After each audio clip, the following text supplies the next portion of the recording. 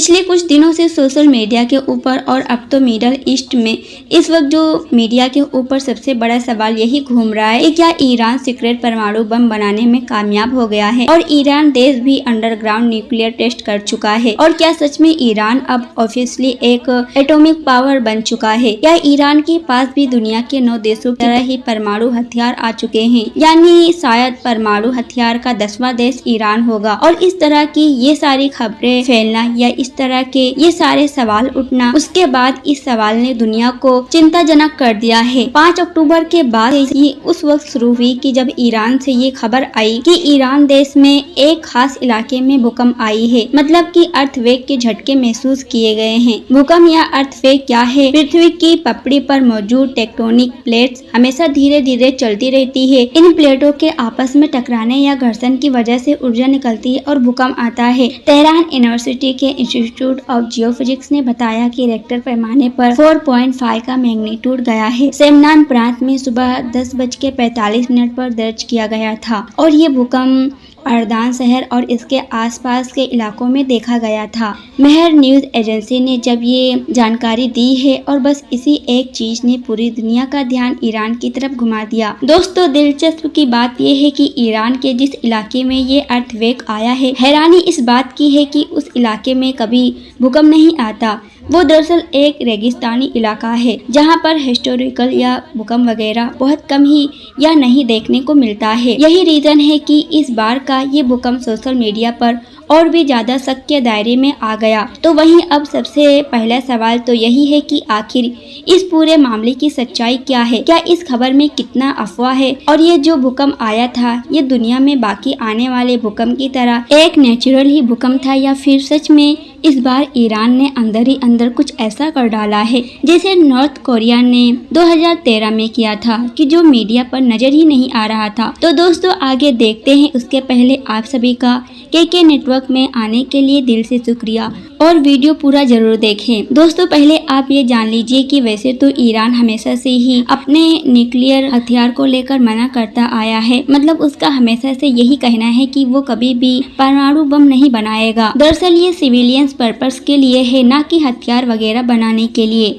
लेकिन ईरान का ऐसा करना कोई नई बात नहीं है, बल्कि अगर आप लोग एक बार इतिहास पर नजर डालते हैं तो आपको पता चलेगा कि दुनिया की जितनी भी ताकतों ने परमाणु हथियार हासिल किए हैं, उन्होंने हासिल करने से पहले यही तो किया है। मिसाल के तौर पर नॉर्थ कोरिया को लीजिए, क्योंकि उस वक्त दुनिया भर के देशों ने वार्निंग दी थी कि न्यूक्लियर वेपन्स मत बनाना।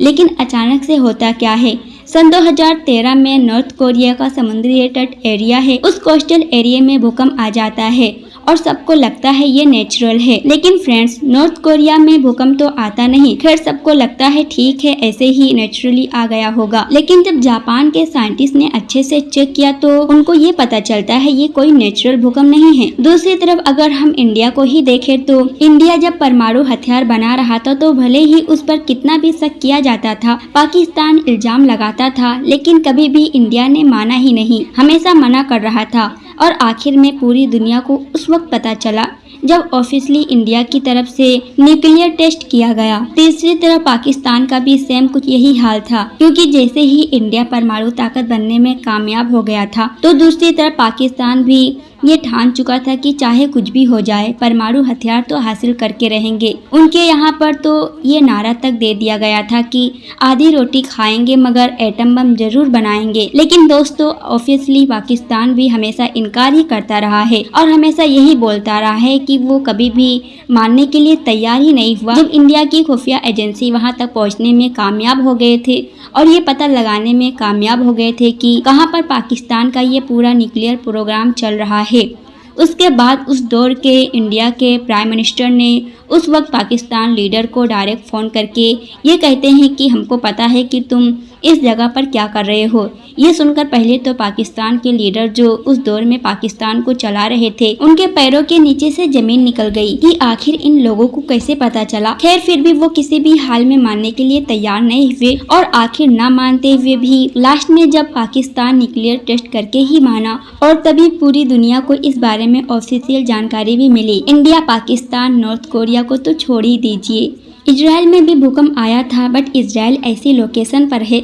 जहां काफी भूकंप आता भी है और इसी में बाकी देशों की तरह इजराइल भी न्यूक्लियर वेपन्स बनाए। और इंटरेस्टिंग बात यह है कि दुनिया में सभी देशों को पता है कि इजराइल के पास न्यूक्लियर वेपन्स है। अगर आप देखें तो इजराइल उसने आज तक भी ऑफिशियली इस बात को एक्सेप्ट ही नहीं किया है कि उसके पास परमाणु हथियार हैं। सूत्रों के मुताबिक इजराइल के पास लगभग 70 परमाणु बम है। वो सिर्फ 2 बम थे जिन्होंने जापान के 2 शहरों हिरोशिमा और नागासाकी को ऐसा रुलाया था कि आज भी उसका दर्द वहां महसूस किया जा सकता है। तो हो सकता है ईरान भी कुछ अलग नहीं बल्कि उन्हीं के रास्ते वही तरीका अपनाया होगा जो तरीका और लोगों ने अपनाया है। दोस्तों, ईरान के सुप्रीम लीडर सैयद अली खamenei जो एक रिलीजियस फिगर भी हैं, सन 1990 में उन्होंने अपनी एक स्पीच दी थी और ऐसा कहा जाता है उस स्पीच में इन्होंने कहा था कि ईरान कभी भी न्यूक्लियर हथियार या जो एटम बम है वो नहीं बनाएगा और इस्तेमाल नहीं करेगा। उन्होंने न्यूक्लियर या एटम बम पर फतवा दिया था। यह आम लोगों में बैठकर दी गई उनकी ये स्पीच पूरी दुनिया में काफी वायरल हुई थी क्योंकि इससे ये एक मैसेज जा रहा था कि शायद ईरान न्यूक्लियर हथियार बनाने में इंटरेस्टेड नहीं है। दोस्तों, अगर वाकई ईरान न्यूक्लियर हथियार हासिल करने के लिए कभी इंटरेस्टेड था ही नहीं तो आखिर ये सारे सेक्शन किस लिए झेले जा रहे थे? आखिर वेस्टर्न देशों की तरफ से ये जो ईरान को अलग किया गया है और उसकी तरक्की में रोक करना और भी चीजें जो पिछले काफी वक्त से चलता आ रहा था, इन सबको ईरान लंबे वक्त से क्यों बर्दाश्त करता आया है? अगर वाकई ईरान के न्यूक्लियर प्रोग्राम की कभी कोई सच्चाई ही नहीं रही है तो आखिर ओबामा के समय अमेरिका समेत बाकी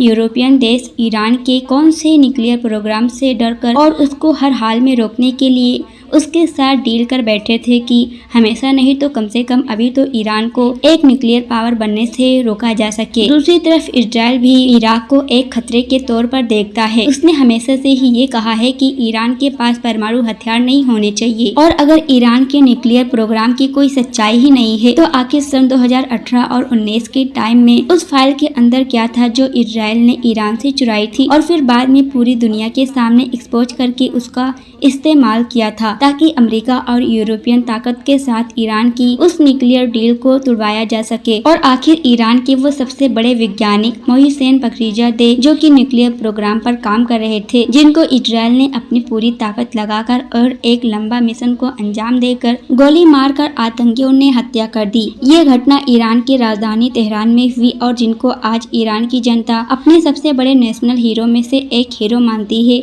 और मीडिया के मुताबिक ईरान को परमाणु बम के क्षेत्र में मजबूत बनाने में फखरीजादे की भूमिका काफी अहम थी। उन्हें the father of Iranian bomb का दर्जा ईरानी सरकार ने दिया था। वैसे दोस्तों, पिछले कुछ वक्त से ये भी देखा जा रहा है कि ईरान के ऑफिशियल लेवल पर भी अभी न्यूक्लियर प्रोग्राम को लेकर कुछ बदले सुर नजर आ रहे हैं। इसके अलावा अभी अक्टूबर 2024 में भी ईरान की तरफ से इजराइल के ऊपर जो अभी तक का सबसे बड़ा हमला किया गया है और उसके बाद इस तरह की खबरें आ रही हैं कि इजराइल ईरान में न्यूक्लियर अटैक कर सकता है या ऑयल की उसकी जो फैसिलिटी है उन पर हमला कर सकता है। और इस बीच इजराइल के आर्मी चीफ ने कहा कि उनका देश मिडल ईस्ट में कहीं भी हमला कर सकता है। तो इस तरह की खबरों के बाद न सिर्फ ईरान के आम एक्सपर्ट मतलब टीचर वगैरह और मीडिया से जुड़े हुए लोग और तो और गवर्नमेंट में ऊंची पोजीशन पर बैठे हुए लोग भी न्यूक्लियर हथियार से जुड़े हुए बयान दे रहे हैं और इस तरह के बयानबाजी कर रहे हैं कि हम अपने न्यूक्लियर प्लेस चेंज कर सकते हैं, हम वो कर सकते हैं जो इजराइल ने कभी इमेजिन नहीं किया होगा। मतलब साफ तौर पर परमाणु हथियार के इशारे दिए जा रहे हैं। यहाँ पर ये बात भी क्लियर करना जरूरी है कि पिछले एक लंबे वक्त से पूरी दुनिया ऑलरेडी इस बात पर एग्री करती आई है कि ईरान का जो न्यूक्लियर प्रोग्राम है वो ऑलरेडी इतना ज्यादा एडवांस हो चुका है कि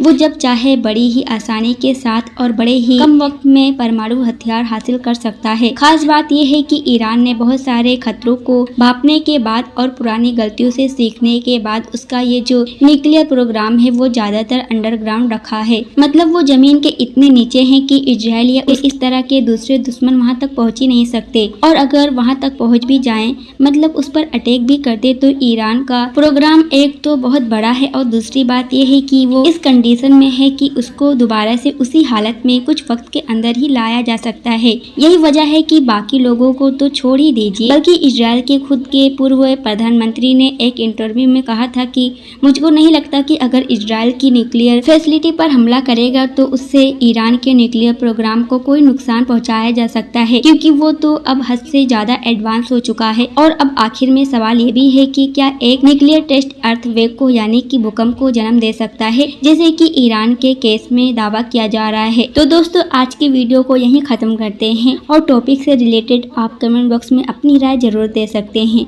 और वीडियो पसंद आए तो वीडियो को लाइक और अपने फैमिली और फ्रेंड में शेयर जरूर करें। और ऐसे ही हिस्टोरिकल और नॉलेजेबल वीडियो को देखने के लिए हमारे इस चैनल को सब्सक्राइब कर बेल आइकन को जरूर प्रेस कर लेना।